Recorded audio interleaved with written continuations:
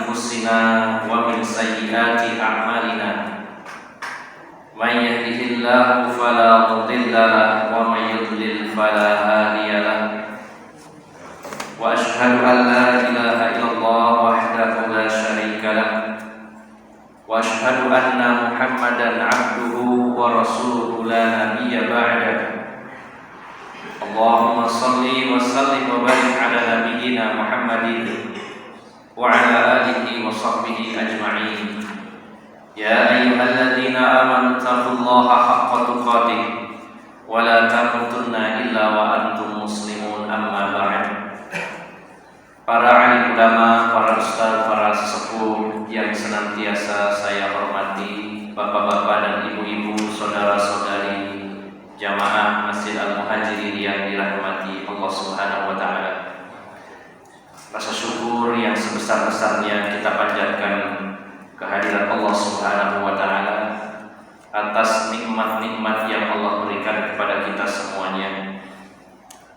Yang paling utama tentunya nikmat Islam dan nikmat iman yang masih melekat dalam diri kita. Semoga kita beriman dan berislam sampai ajal mendatangi kita semuanya. Dan alhamdulillah diberikan nikmat berupa umur serta kesempatan dari Allah Subhanahu wa taala. Dan juga nikmat kesehatan lahir dan batin, dan juga nikmat-nikmat yang tentu tidak bisa kita sebutkan semuanya karena sungguh banyak nikmat-nikmat Allah Subhanahu wa taala. Dan salah satu nikmat yang sangat besar bagi kita semuanya adalah ketika kita bertemu kembali dengan bulan suci Ramadan. Bulan ini merupakan bulan yang sangat istimewa, bulan yang berbeda dengan bulan-bulan yang lainnya. Dan kita percaya serta yakin dengan semua yang diberitakan oleh Allah Subhanahu wa taala di dalam Al-Qur'an maupun apa yang diberitakan oleh Rasulullah SAW dalam hadis-hadis beliau tentang keistimewaan dan keutamaan bulan ini.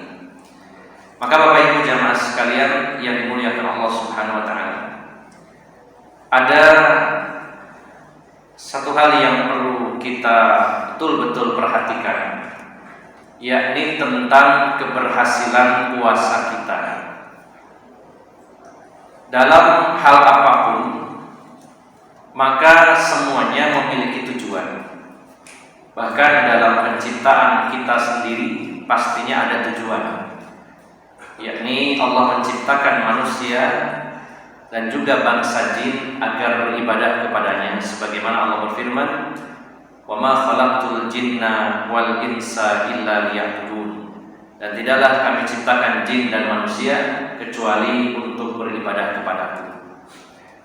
Maka semua yang Allah ciptakan, kemudian juga apapun yang Allah syariatkan, semuanya memiliki tujuan.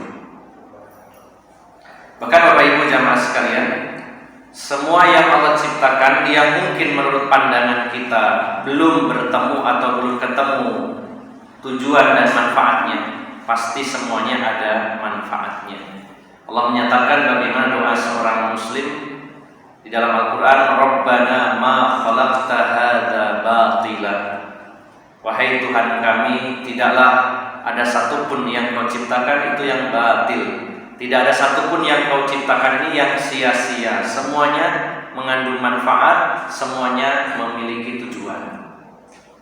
Kalau kita perhatikan satu persatu, apa yang kita lakukan pastinya juga memiliki tujuan. Seperti bapak-bapak, ibu-ibu menikah, pasti ada tujuannya. Setiap orang belum tentu sama tujuan dari apa yang dia lakukan. Kemudian termasuk juga kita beribadah. Semua syariat Allah, semua jenis ibadah memiliki tujuan. Ada tujuan yang secara umum, artinya semua ibadah memang tujuannya sama, menghambakan diri kepada Allah, mensucikan hatinya atau mentazkiyah jiwanya. Tapi setiap ibadah ada tujuan yang lebih spesifik, seperti sholat. Allah menyatakan innas salata tanha 'anil fahsya'i wal munkar. Sesungguhnya salat itu menjadi sebab tercegahnya perbuatan keji dan munkar. Termasuk juga Allah Subhanahu wa taala mensyariatkan zakat, yaitu sebagai pembersih bagi orang-orang yang memiliki harta. Nah, maka termasuk tentunya puasa. Sampai Allah syariatkan kita berpuasa sebulan penuh, pasti ada tujuannya.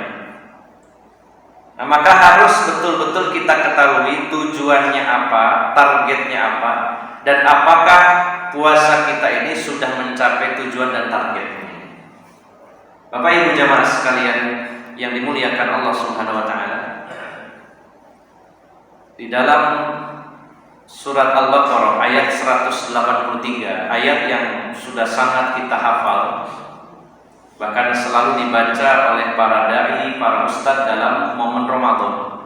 Itu ayat yang berkaitan dengan perintah puasa, surat Al-Baqarah ayat 183.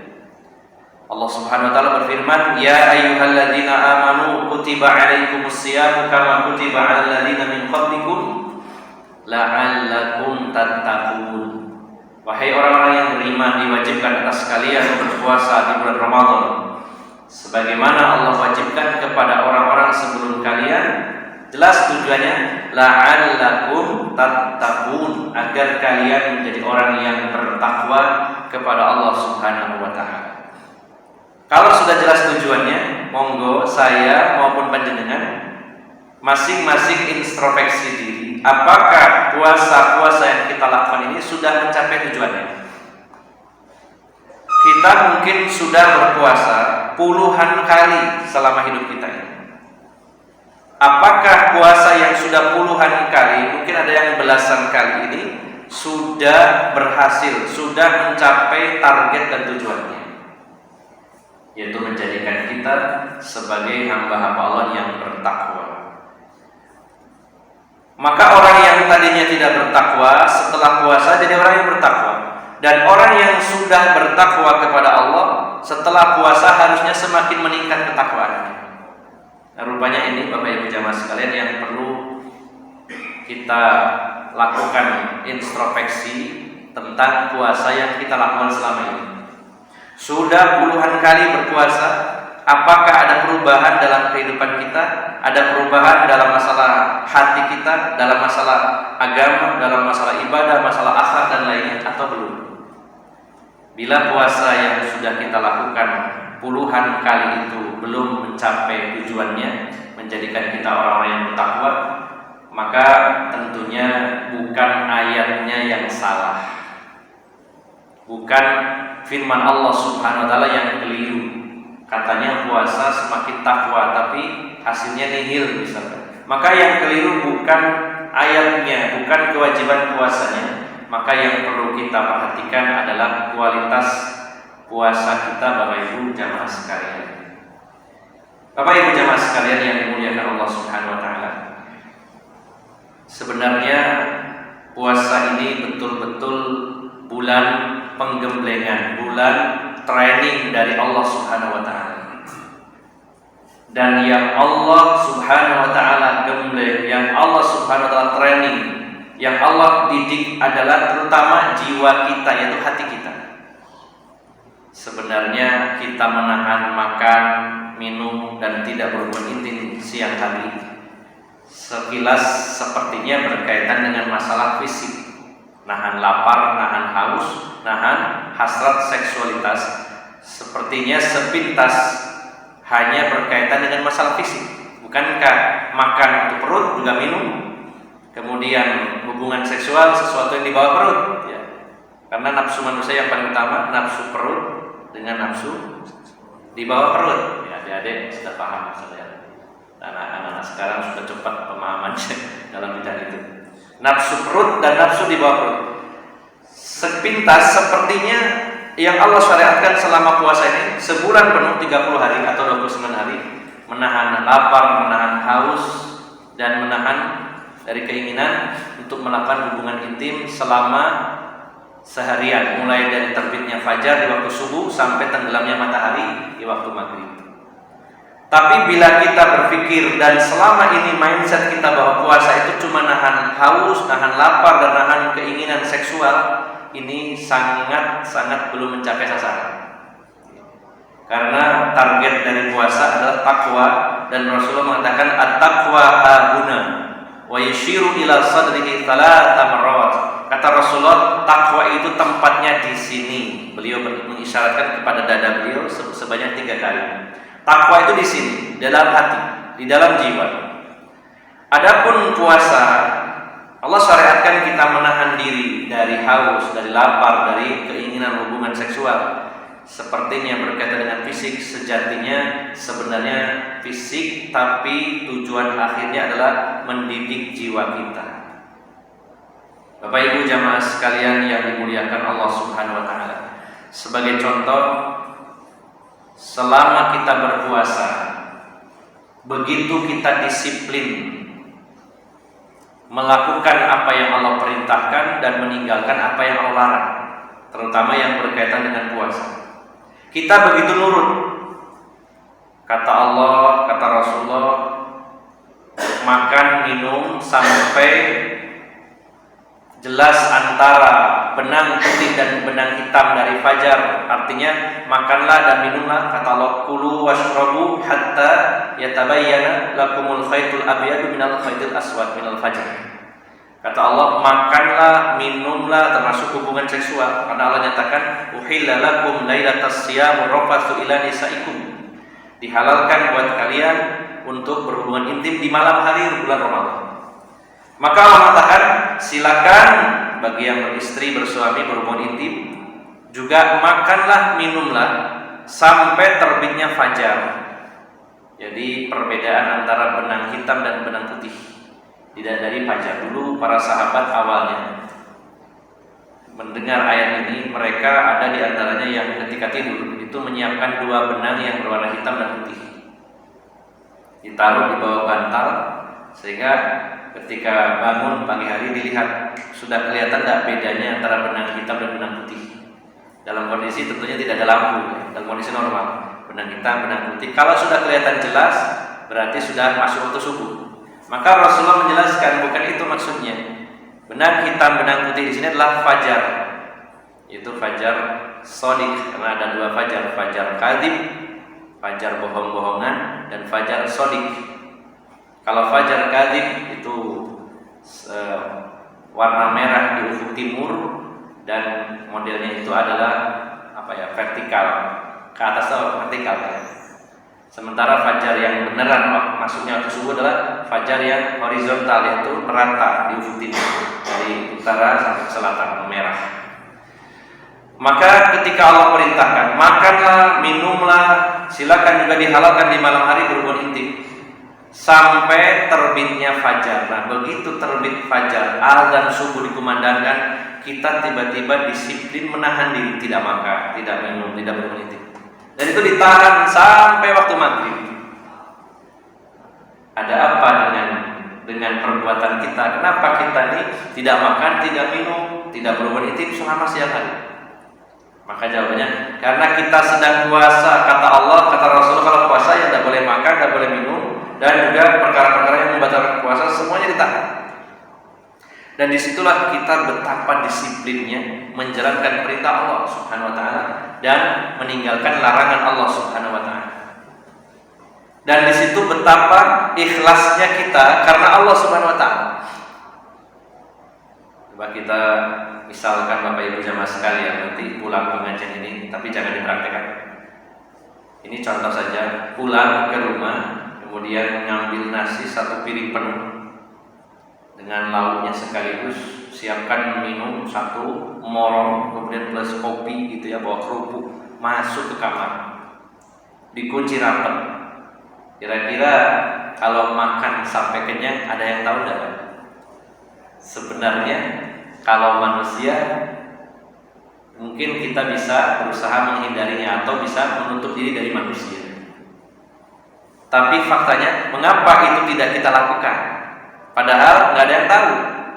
Bahkan tiap hari kita lakukan seperti itu juga nggak ada yang tahu. Kita tinggal kunci rapat. Kalau ada CCTV dimatikan dulu, nggak ada yang tahu. Tapi mengapa kita lakukan itu semua, tidak melakukan itu semua? Karena kita memiliki muraqabatullah, merasa diawasi oleh Allah Subhanahu wa taala, dan dalam mindset kita lah, percuma saya kalau mengaku puasa tapi makan minum walaupun orang tidak tahu. Maka Bapak Ibu jamaah sekalian, ini sebenarnya yang dididik adalah mental kita, jiwa kita. Bukan semata-mata meninggalkan makan, meninggalkan minum, meninggalkan hubungan suami istri. Tapi mental kita, jiwa kita, hati kita sedang ditempa, dididik oleh Allah Subhanahu wa taala. Dan Bapak Ibu jamaah sekalian, kalau hal ini diaplikasikan dalam semua sisi kehidupan kita, luar biasa. Mau melakukan sesuatu loh, kan ini enggak boleh. Kata Allah ini dilarang, ini ada batasannya, enggak boleh dilewati. Wah, ini kan disuruh oleh Allah Subhanahu wa taala, disuruh Rasulullah SAW dia lakukan. Seandainya puasa yang dia lakukan itu betul-betul dimaknai, artinya betul-betul dipahami secara mendalam bahwa puasa itu bukan menahan lapar dan haus saja, tapi lebih kepada pengendalian diri dan juga pendidikan mental, yaitu pendidikan hati. Maka Bapak Ibu jamaah sekalian, idealnya sebulan penuh kita disiplin, bahkan menambah amal-amal bonus yang biasanya di luar Ramadan tidak kita lakukan. Yang wajib kita penuhi, yang haram kita tinggalkan, bahkan nambah bonus-bonus dengan amalan-amalan yang sebenarnya di luar Ramadan kadang tidak kita lakukan. Contohnya sholat tarawih, ya, kita bersemangat di bulan Ramadan walaupun mungkin di luar Ramadan tidak pernah melakukannya. Sholat malam, kemudian baca Al-Quran, berapa banyak yang selama 11 bulan Quran itu sudah sampai berdebu, tidak pernah dibuka. Begitu Ramadan dibuka tiap hari, tiap malam dibaca. Ini adalah bonus, ada tambahan amal juga. Yang biasanya tidak sodako, jadi rajin sodako. Yang biasa sodako, sodakonya bertambah, diberi keringanan, kemudahan Allah Subhanahu wa taala. Masya Allah, ini luar biasa, bulan yang sangat spesial. Bukan hanya fasilitas-fasilitasnya yang beda dengan bulan lainnya. Di antaranya tuftahu abwabul jannah, dibukanya pintu surga. Wa tughlaqu ya fihi abwabul jahim, ditutupnya pintu neraka. Wa tughalu fihi syayatin, dibelenggu setan-setan. Fihi lailatun khairum min alfi syahr, bukan hanya sekedar ada malam yang lebih baik dari 1000 bulan, tapi ini benar-benar bentuk pendidikan dari Allah Subhanahu wa taala selama sebulan penuh digembleng terus, supaya disiplin, supaya betul-betul merasa diawasi oleh Allah Subhanahu wa taala, sehingga apapun yang diperintahkan Allah dan Rasulnya dilaksanakan dan apa yang dilarangnya ditinggalkan. Maka inilah sebenarnya Bapak Ibu jamaah sekalian hakikat takwa. Kita sering menerjemahkannya takwa itu menjalankan perintah, meninggalkan larangan. Dan ternyata dengan sebab puasa orang akan terbentuk menjadi seseorang yang bertakwa kepada Allah Subhanahu wa taala. Maka bila puasa ini diresapi, direnungkan secara mendalam, Bapak Ibu jamaah sekalian, hakikatnya Allah sedang mendidik hati kita menjadi pribadi yang bertakwa kepada Allah Subhanahu wa taala. Diharapkan begitu keluar dari Ramadan, selesai pendidikan, ada yang membekas, ada yang tersisa. Syukur-syukur penuh selama 11 bulan ke depan, apa yang dilakukan di bulan Ramadan juga dilakukan di luar Ramadan. Kemudian Bapak Ibu jamaah sekalian, ini poin pertama yang perlu kita renungkan dan kita introspeksi diri. Kemudian poin yang kedua, yang terakhir, dan ini juga sangat penting, bahwa bulan Ramadan ini adalah bulan di saat kita panen. Pernah saya sampaikan bahwa para ulama, di antaranya Abu Bakar Al-Balkhi, beliau mengatakan Syahrul Rajabin Syahruz Zar'i. Bulan Rajab adalah bulan menanam. Bulan Rajab adalah bulan menanam. Wa syahrul Sya'ban syahrul saqiyiz zar'i. Dan bulan Sya'ban adalah bulan menyirami, memupuk, merawat tanaman itu. Sudah ditanam di bulan Rajab, dirawat di bulan Sya'ban. Wa syahrul Ramadan syahrul hasadiz zar'i. Dan bulan Ramadan adalah bulan panen. Biasanya kalau petani itu momen yang paling membahagiakan yang mana? Nanam memang menyenangkan ya Pak. Orang kalau sudah hobi nanam-nanam itu senang, merawat juga begitu. Disirami, dikasih pupuk, dipotongin, dihilangkan rumput, itu menyenangkan. Tapi ada yang paling menyenangkan yaitu momen ketika panen. Apalagi yang ditanam bukan sekedar hobi, tapi memang ditunggu hasilnya. Pasti momen yang paling menarik, paling menyenangkan adalah saat panen. Nah, Bapak Ibu jamaah sekalian, bulan ini kita sedang panen. Dan salah satu yang kita panen pada bulan ini, selain ada panen rahmat, panen pahala, satu lagi yang tidak kalah pentingnya yaitu panen maghfirah, ampunan dari Allah Subhanahu wa taala. Bapak Ibu jamaah sekalian yang dimuliakan Allah Subhanahu wa taala. Dosa terbagi menjadi dua, ada dosa kecil dan dosa besar. Dosa besar biasanya ada dalil-dalil baik dari Al-Qur'an maupun hadis yang menunjukkan betapa bahayanya secara detail, termasuk ada penjelasan tentang azabnya seperti apa. Misalkan orang yang memakan riba, Allah jelaskan atau Rasulullah jelaskan dalam hadis, nanti disiksanya di alam kubur. Orang itu berenang di sungai darah, kemudian setiap mau naik dilempari oleh malaikat nyemplung lagi terus. Ini contoh. Ini menunjukkan kalau ada dalil ayat maupun hadis menjelaskan tentang siksaannya secara spesifik, itu menunjukkan dosa besar. Yang kedua cirinya adalah biasanya ada laknat, la'anallah, Allah melaknat titik-titik apa.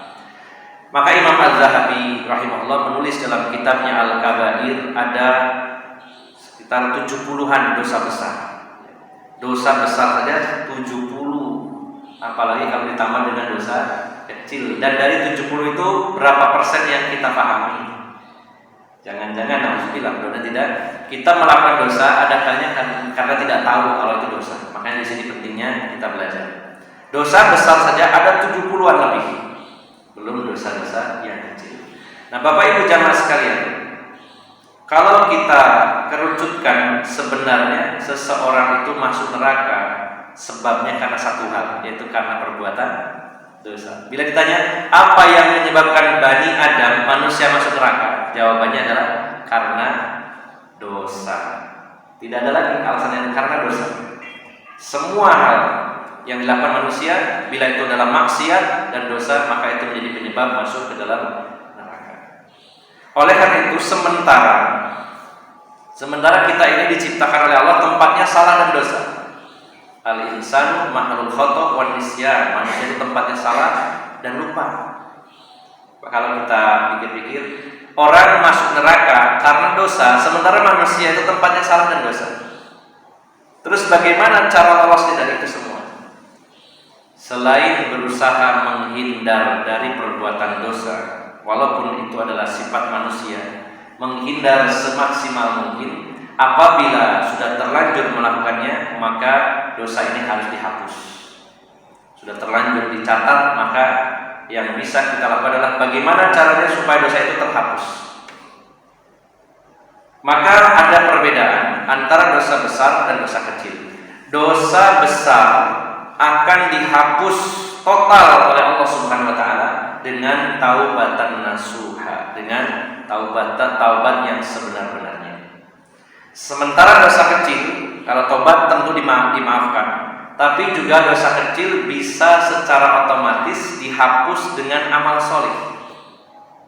Kalau dosa besar tidak bisa dihapus dengan amal soleh, harus dengan tobat. Kalau dosa kecil, maka akan secara otomatis. Jadi ibaratnya kalau dalam dunia manusia itu ada aplikasi yang otomatis. Kalau orang itu melakukan amal soleh, dosa kecilnya hapus, hangus. Itu sudah otomatis. Rasulullah SAW bersabda, as-salawatul khamsu wal jumu'atu ilal jumu'ati wa ramadhanu ila ramadhana mukaffiratun lima bainahuma idza ijtunibatil kaba'ir. Salat 5 waktu antara yang satu dengan yang lainnya menghapus dosa di antara kedua salat. Kalau tadi malam ada di antara kita melakukan dosa, maka dengan sholat isya dan sholat subuh, dosa di antara keduanya dihapus oleh Allah Subhanahu wa taala.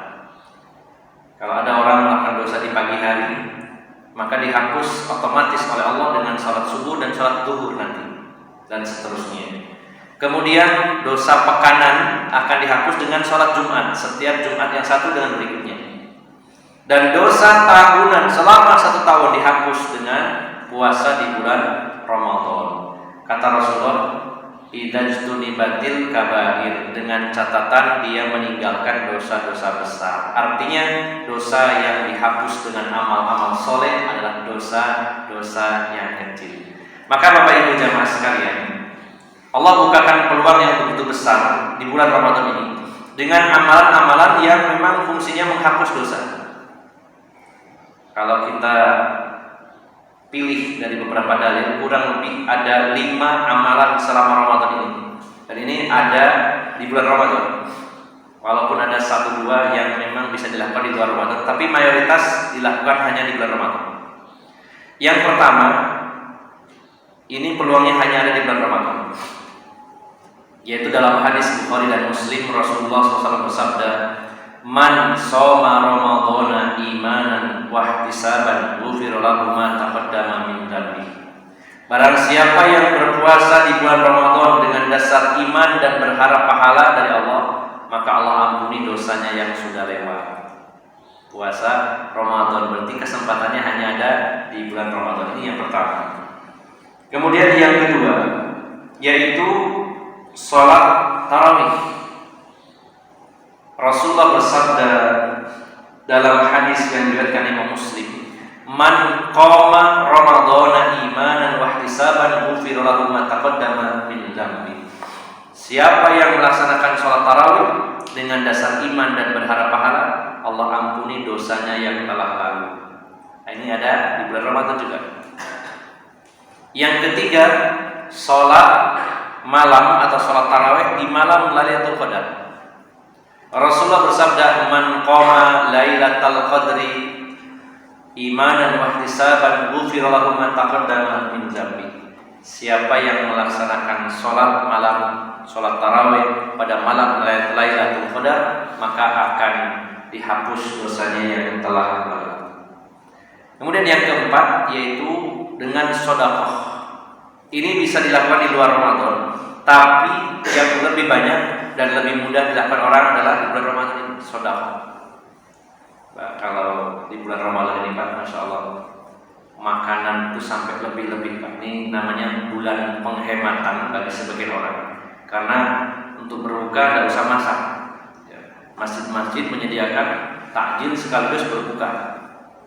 Nah itu ternyata masih sisa buat sahur bisa. Jadi buka sahur nggak usah keluar rumah. Sampai ada teman yang bikin status bulan penghematan. Jadi buka ikut numpang di masjid, kemudian sahurnya masih ada sisanya. Kadang-kadang masih dibagi-bagikan. Ini kita dapati di bulan Ramadan dan tidak kita dapati di bulan lain. Memang ada orang-orang yang bersedekah sepanjang tahun, tapi di bulan Ramadan luar biasa. Maka kesempatan juga untuk menghapus dosa-dosa kita dengan sedekah. Sebagaimana Rasulullah SAW dalam hadis riwayat Tirmidzi, beliau bersabda, ala adulluka ala abwabil khair. Maukah aku tunjukkan kepada kalian tentang pintu-pintu kebaikan? Beliau bersabda, as-saumu junnatun. Puasa itu adalah perisai, pelindung. Namanya perisai itu tameng. Puasa itu pelindung, perisai di dunia dari perbuatan maksiat, di akhirat dari api neraka. Insyaallah kita yang berpuasa maka memiliki perisai, pelindung. Kalau di dunia dengan puasa dia terlindungi dari perbuatan maksiat dan dosa, dan di akhirat dengan sebab puasa terlindungi dari api neraka. Lalu Rasulullah melanjutkan, was-shadaqatu tudfi'ul khati'ata kama yudfi'ul ma'un nar. Dan sedekah itu akan menghilangkan kesalahan dan dosa sebagaimana air menghilangkan atau memadamkan api. Sedekah menghilangkan perbuatan dosa-dosa dan maksiat kita kepada Allah Subhanahu wa taala seperti api air yang memadamkan api. Dan yang terakhir Bapak Ibu jamaah sekalian, yaitu syariat dan kewajiban zakatul fitri, yaitu zakat fitrah, di mana Rasulullah mewajibkan atas kaum muslimin tuhratan lis-shaimi minal lagwi warrafathi wa tuhmatan lil masakin. Zakat fitrah itu adalah untuk mensucikan, namanya membersihkan, berarti dari kotoran. Kotorannya apa? Dosa. Khususnya orang yang berpuasa, tuhratan lis-shaimi minal lagwi warrafathi, yaitu dari ucapan, perbuatan yang sia-sia dan juga yang kotor, yang jorok-jorok, yang tidak senonoh, maka dibersihkan dengan adanya zakat fitri. Maka Bapak Ibu jamaah sekalian yang dimuliakan Allah Subhanahu wa taala, bulan inilah di saat kita memanen, salah satunya selain panen pahala dan rahmatullah, juga panen ampunan. Maka sangat rugi di antara manusia ada yang keluar dari bulan Ramadan namun dia tidak diampuni oleh Allah Subhanahu wa taala. Oleh karena itu Bapak Ibu jamaah sekalian, dua poin inilah perlu kita perhatikan betul. Saya rangkum sebelum kita tutup. Yang pertama, puasa punya target dan tujuan, yaitu menjadikan kita sebagai orang-orang yang bertakwa.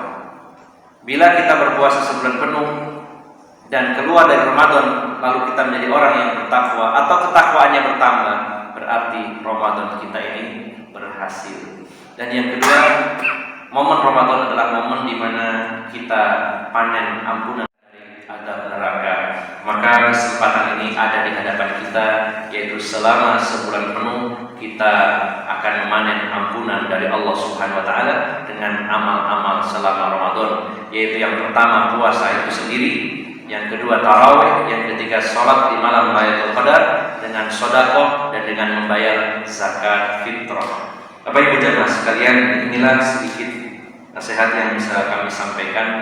Mudah-mudahan bermanfaat dan mudah-mudahan puasa kita dari hari ke hari semakin lebih baik, dan mudah-mudahan puasa-puasa yang kita lakukan ini benar-benar mencapai target dan sasaran, menjadikan kita orang-orang yang bertakwa kepada Allah Subhanahu wa taala. Demikian, semoga bermanfaat dan mohon maaf atas segala kekurangan. Oke, monggo Pak.